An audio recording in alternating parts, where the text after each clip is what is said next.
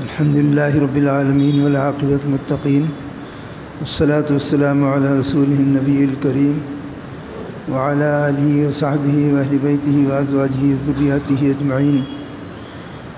أما بعد، فأعوذ بالله من الشيطان الرجيم. بسم الله الرحمن الرحيم.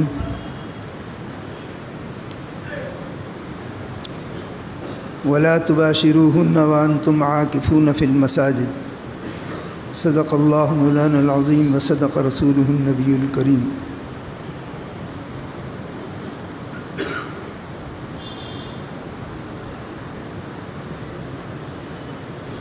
وقال النبی صلی اللہ تعالی علیہ وسلم: المعتکف ویعتکف الذنوب ویجری لہ الحسنات کعامل الحسنات کلھا او کما قال علیہ الصلاۃ والسلام.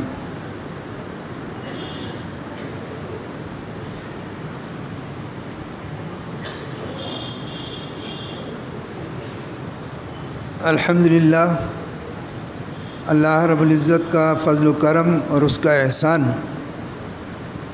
کہ رمضان المبارک کا مہینہ اس نے ہمیں عطا کیا،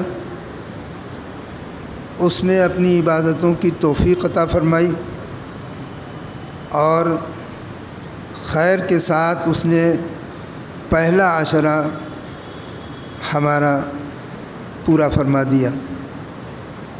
حضور اکرم صلی اللہ علیہ وسلم نے اس ماہ مبارک کے 3 حصے فرمائے. وہ شہر اولہ رحمۃ وَأَوْسَطُهُ مَغْفِرَةٌ وَآخِرُهُ عِتْقٌ مِّنَ النَّارِ، کہ ایک ایسا مہینہ ہے کہ جس کے پہلے 10 دن رحمت کے ہیں، دوسرے 10 دن مغفرت کے ہیں اور آخر کے 10 دن دوزخ سے آزادی کے ہیں. ہر لمحہ خداوند تعالیٰ کی طرف سے نعمتوں کا ہے. یہ مغفرت کا عشرہ ہے. کثرت سے اس کے اندر ہمیں استغفار کرنا چاہیے. حضور اکرم صلی اللہ علیہ وسلم نے ارشاد فرمایا کہ 4 چیزوں کی کثرت کیا کرو، جس میں سے 2 چیزیں وہ ہیں کہ جس سے تم خداوند تعالیٰ کو راضی کر دو، اور 2 باتیں ایسی ہیں کہ جن کے بغیر تمہارا گزارا نہیں، یعنی تمہیں چاہیے ہی چاہیے.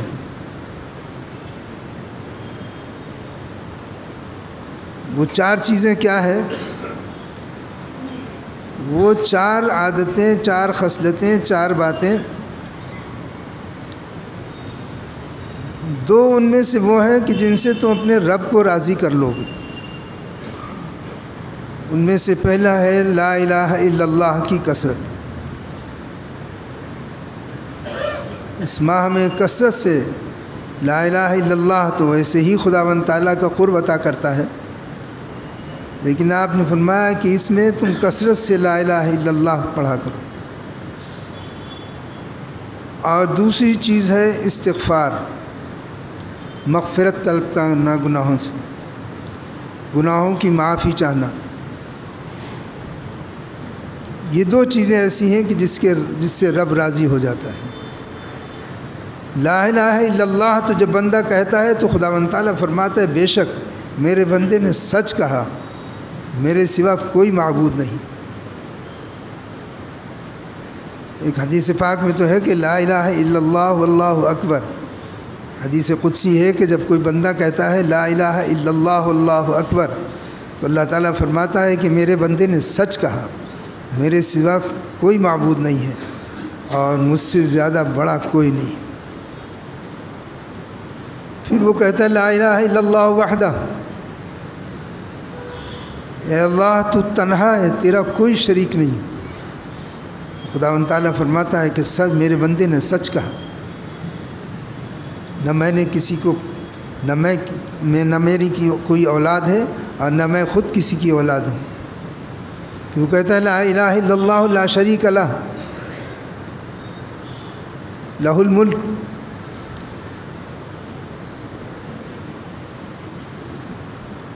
کہ اللہ تیرے سوا کوئی معبود نہیں ہے اور تیرا کوئی شریک نہیں. تب وہ کہتا ہے کہ بے شک میرا کوئی شریک نہیں. یعنی ادھر سے جواب آتا ہے. جب بندہ یہ کہتا ہے تو خداوند تعالیٰ کی طرف سے جواب آتا ہے.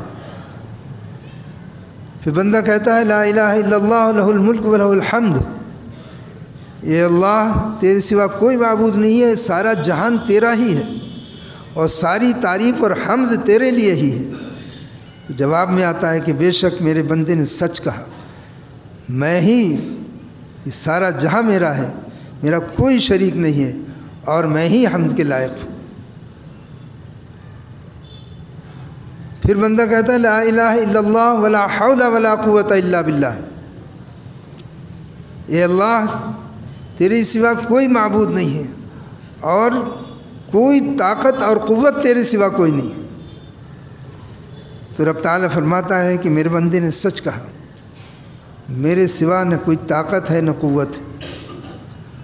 اور پھر فرشتوں کو مخاطب کر کے فرماتا ہے کہ دیکھو میرے بندے نے میری بڑائی کی، میری تعریف کی، مجھے طاقت اور قوت والا سمجھا، بے شک میرے سوا کوئی طاقت اور قوت والا نہیں ہے. تم گواہ رہنا میں نے اپنے اس بندے کے تمام گناہوں کو معاف کر دیا. یہ تو لا الہ الا اللہ تو بہت ہی عظیم اور اصل ہے، اس کی کثرت کرنا چاہیے. کلمہ طیبہ کی کثرت کرنا چاہیے. لا الہ الا اللہ محمد رسول اللہ، اس کی کثرت کرو. دوسری چیز ہے استغفار. استغفار کے معنی ہے مغفرت طلب کرنا. مغفرت کسے کہتے ہیں؟ مغفرت کہتے ہیں ڈھانپ لینے کو.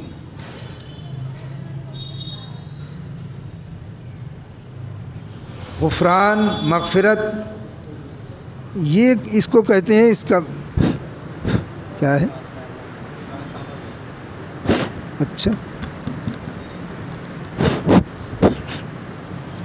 ٹرانسفارمر گیا چاہیے. استغفار مغفرت کے معنی ہے ڈھانپ لینا. تو استغفار کے معنی ہے اللہ تعالیٰ سے یہ درخواست کرنا کہ اللہ ہم کو اپنی رحمت کے اندر ڈھانپ لے. یہ معنی ہے استغفار کے. استغفر اللہ ربی من کل ذنب واتوب الیہ، اے اللہ میں تمام گناہوں سے معافی چاہتا ہوں، میں چاہتا ہوں کہ تو اپنی رحمت میں ہم کو ڈھانپ لے. تو یہ کثرت سے استغفار کرنا چاہیے. دوسری دو باتیں کہ جن کے بغیر ہمارا گزارا نہیں ہے وہ ہے جنت، جنت کی طلب اور دوزخ سے پناہ. دو چیزیں ایسی ہیں یہ کہ جنت کی طلب، جنت کے بغیر ہمارا گزارا نہیں ہے، کیونکہ اللہ تعالیٰ کی تمام رضا اور اس کی محبت اور اس کا دیدار جو کچھ بھی حاصل ہوگا وہ ہمیں جنت کے اندر حاصل ہوگا. اس لیے فرمایا گیا کہ جنت کی طلب کیا کرو اور دوزخ سے پناہ مانگنا چاہیے. دوزخ کوئی ایسی آسان ہنسی کھیل نہیں ہے. ہاں جلدی جلدی کر لو، ٹائم نہیں ہے.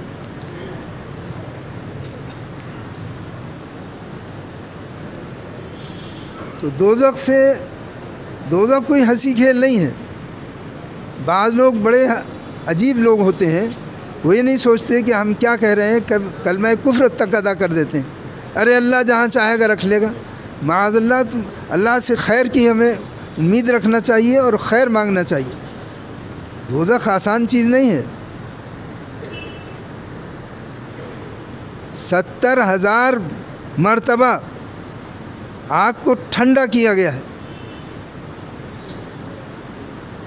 اس ٹھنڈا کرنے کے بعد یہاں پر جو آگ بھیجی گئی ہے اس کی حالت یہ ہے کہ جس کے اندر شیشہ بھی پگھل جاتا ہے، لوہا یوں ہی ڈالنے سے پگھل جاتا ہے. انسان کی حیثیت کیا ہے؟ تو اس لیے دوزخ سے ہمیشہ پناہ مانگنا چاہیے کہ اے اللہ ہمیں دوزخ سے بچا کے رکھے اور دوزخ سے ہماری حفاظت فرمائے اور ہمارے گناہوں کو معاف فرمائے. یہ کثرت کرنا چاہیے اور جنت کی طلب کرنا چاہیے. یہ مہینہ کثرت سے استغفار کا ہے۔ اس مہینے کے اندر رمضان المبارک کی جو خصوصیات ہیں، 3 خصوصیات ہیں رمضان المبارک کی۔ پہلی خصوصیت تو رمضان المبارک کی نماز تراویح، یہ نماز تراویح رمضان المبارک کی ہی خصوصیت ہے، اس کے بعد نہیں ملے گی۔ اور یہ ایک ایسی نماز ہے کہ جو اگر قضا ہو جائے، ساری رات اس کا وقت رکھا گیا کہ ساری رات میں کبھی بھی پڑھ لو اس کو، لیکن ایسی نماز ہے کہ اگر قضا ہو جائے تو اور چھوٹ جائے تو پھر اس کی قضا بھی نہیں ہے۔ آپ کا جیسے تیسے روتے دھوتے معافی مانگتے مانگتے آپ کی فجر قضا ہو جائے، آپ فجر ظہر میں ادا کر لیں گے، ظہر کی قضا ہو جائے عصر میں کر لیں گے، اگلے دن کر لیں گے، اللہ تعالیٰ جس وقت توفیق دے گا کر لیں گے۔ لیکن یہ ایسی نماز ہے کہ اگر چھوٹ گئی تو اب اس کی قضا بھی نہیں۔ تو اس لیے یہ خصوصیت ہے رمضان المبارک کی نماز تراویح۔ پچھلے جمعے میں بتایا گیا تھا کہ رمضان المبارک اب عشرہ ختم ہو رہا ہے اور اس میں قرآن پاک لوگوں کے پورے ہو رہے ہیں۔ کل پرسوں ہی ایک نوجوان سے باہر بات ہوئی، ایک صاحب کہنے لگے قرآن کریم انہوں نے سن لیا، کہنے لگے بھئی ہماری نماز، میں نے کہا بھئی تراویح، کہنے لگے تراویح تو ہماری پوری ہو گئی۔ تو بہت سے لوگوں کے دماغوں میں یہ بات ہے یا تساہل یہ ہے کہ رمضان المبارک میں جب قرآن پاک وہ سن لیتے ہیں 10 دن کا، 5 دن کا، 8 دن کا، جب قرآن کا پاک پورا کر لیتے ہیں اس کے بعد وہ سمجھتے ہیں کہ اب نماز تراویح ہماری پوری ہو گئی، اب ہمیں نماز تراویح کی ضرورت نہیں ہے۔ وہ قرآن کریم پورا ہوا ہے، تم نے ایک سنت ادا کری ہے کہ پورا قرآن کریم تم نے نماز تراویح میں سن لیا، یہ سنت ادا ہو گئی، یہ صحابہ کرام کی سنت۔ لیکن نبی کریم صلی اللہ علیہ وسلم کی سنت نماز تراویح ہے، اس کو مستقل پڑھنا ہے۔ اور نماز تراویح رمضان المبارک کی خصوصیت ہے، جب تک چاند دکھے گا عید کا اس وقت تک رمضان کا مہینہ رہے گا اور اس وقت تک نماز تراویح رہے گی، یہ خصوصیت ہے رمضان المبارک۔ دوسری خصوصیت رمضان المبارک کی اعتکاف ہے۔ اعتکاف 3 طرح کے ہوتے ہیں۔ ایک اعتکاف تو واجب ہوتا ہے، اور وہ واجب اعتکاف جو ہے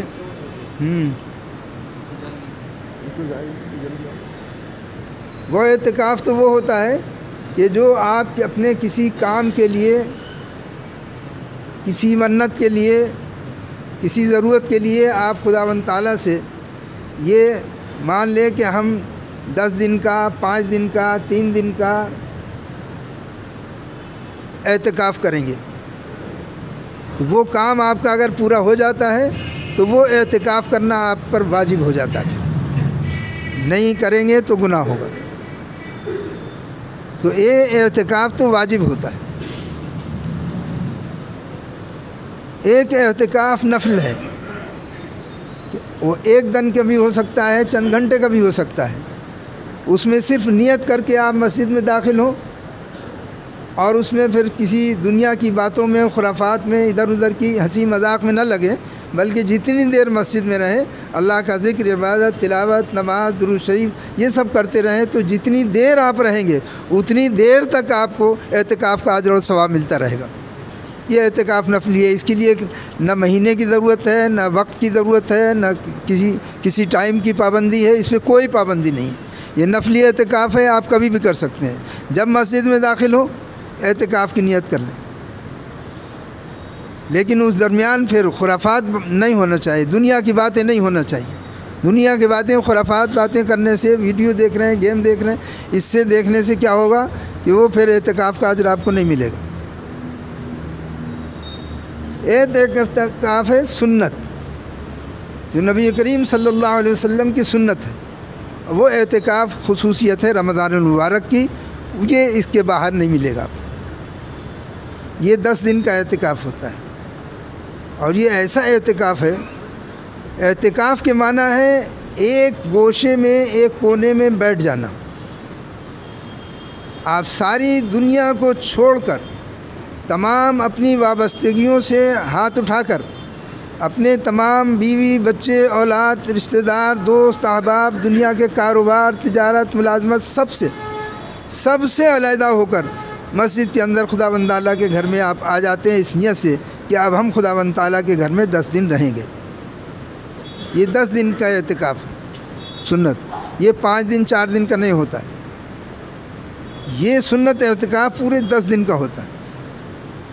اور یہ ایسی خصوصیت ہے خداوند تعالیٰ کی طرف سے کہ حضور اکرم صلی اللہ علیہ وسلم نے ارشاد فرمایا کہ اعتکاف کرنے والا تمام گناہوں سے سمٹ جاتا ہے۔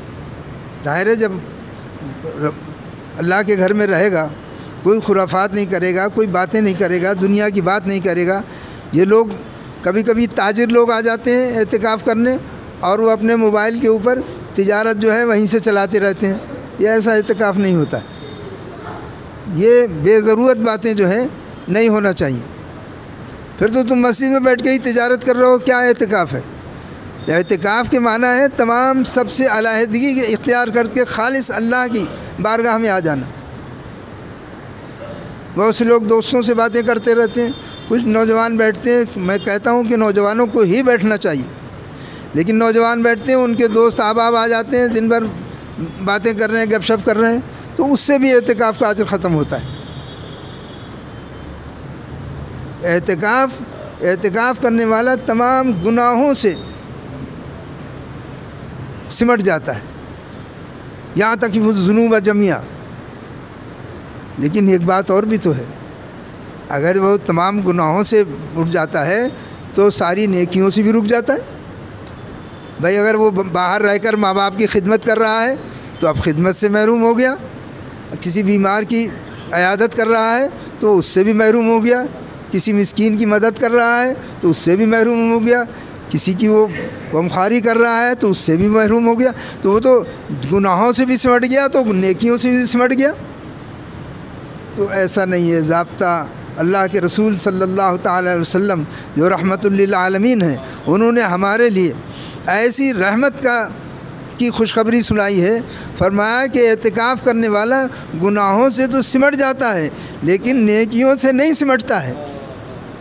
وَيُجْرَى لَهُ الْحَسَنَاتُ كُلِّهَا، اس کو جتنی قسم کی نیکیاں ہو سکتی ہیں وہ نیکیوں کا تمام اجر دیا جائے گا بیٹھنے کے بعد بھی۔ باہر کوئی نیکی کر سکتا تھا، جو بھی نیکی کر سکتا تھا اس نیکی کا اجر اس کو دیا جائے گا، گناہوں سے بچا لیا جائے گا۔ یہ ضابطہ ہے اعتکاف کا۔ تو یہ 10 دن کا اعتکاف ہے۔ آنے والا جمعہ جو ہے 20 تاریخ کو پڑے گا، اور 20 تاریخ سے ہی اعتکاف شروع ہو جائے گا۔ جن کی خواہش ہو، جنہیں ضرورت ہو، اپنے یا قریب کی مسجدوں میں، اور یہ اعتکاف مسجد میں ہی ہوتا ہے، باہر گھر میں نہیں ہوتا۔ عورتیں گھر میں کر سکتی ہیں، ایک گوشہ بنا لیں اپنا اور ایک کمرہ فکس کر لیں، ایک کونا فکس کر لیں اور اسی میں رہیں، اور دنیا کی باتوں سے اور دنیا کی خرافات سے بچ کے رہیں، کھانا پینا اور جو کرتے رہیں گے۔ تو عورتیں گھر میں کر سکتی ہیں، مردوں کے لیے مسجد لازمی ہے۔ تو مسجد کے اندر اعتکاف ہوتا ہے، اور 20 تاریخ سے ہوگا۔ 20 تاریخ کی مغرب سے پہلے مسجد کے اندر آ جانا ہے، اور جب چاند دکھائی دے گا، چاند کا اعلان ہو جائے گا، اس وقت وہ اعتکاف ختم ہو جائے گا۔ انتہائی اجر ہے، اور یہ فرض کفایہ بھی ہے۔ اگر بستی میں کوئی اعتکاف نہیں کرے گا تو سب گناہگار ہوں گے، اور کتنا بڑا اجر ہے اس کا کہ ایک شخص بھی اگر بستی میں اعتکاف کے لیے بیٹھ جاتا ہے تو تمام بستی والوں کی طرف سے اس کا گناہ ختم ہو جاتا ہے۔ خداوند تعالیٰ کی بارگاہ میں انسان آ جاتا ہے۔ دوسری اس کو خصوصیت اور ملتی ہے، دوسرا فائدہ اس کو یہ ملتا ہے کہ اس کو تمام ہر چیز کا اجر ملتا ہے۔ شب قدر جتنی ہے وہ اس کو مل جاتی ہے، جتنی شب قدر ہے وہ سب مل جاتی ہیں اس کو۔ باہر تو آدمی غفلت بھی کر سکتا ہے، لیکن مسجد کے اندر رہ کر وہ غفلت نہیں کر پاتا۔ تو یہ اعتکاف ہے جو خصوصیت ہے رمضان المبارک کی، جو 21 تاریخ سے شروع ہوگی لیکن 21ویں شب سے شروع ہو جائے گا۔ 20 تاریخ کی عصر کے بعد مغرب سے پہلے جس کو بھی اعتکاف کرنا ہو، جہاں بھی اعتکاف کرنا ہو، وہ اپنی اپنی مساجد میں پہنچ جائیں اور وہاں پھر خداوند تعالیٰ کی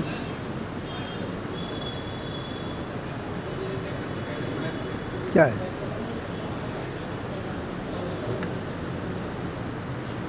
وہ خداوند تعالیٰ کی بارگاہ میں آ جائے گا اور وہ اپنے رب کا پڑوسی ہوگا، وہ رب کا مہمان ہوگا۔ خداوند تعالیٰ مہمان ظاہر ہے کہ جو اکرام کرنے والا خداوند تعالیٰ ہے۔ جب کوئی میزبان ہوتا ہے، جو جتنا بڑا میزبان ہوتا ہے اپنے مہمان کا اتنا ہی اکرام کرتا ہے۔ وہ تو رب ہے، اتنا سارے جہاں کا مالک ہے، وہ اپنے مہمان کا کتنا اکرام کرے گا، اس کی کوئی انتہا نہیں ہے۔ خداوند کریم ہمیں عمل کرنے کی توفیق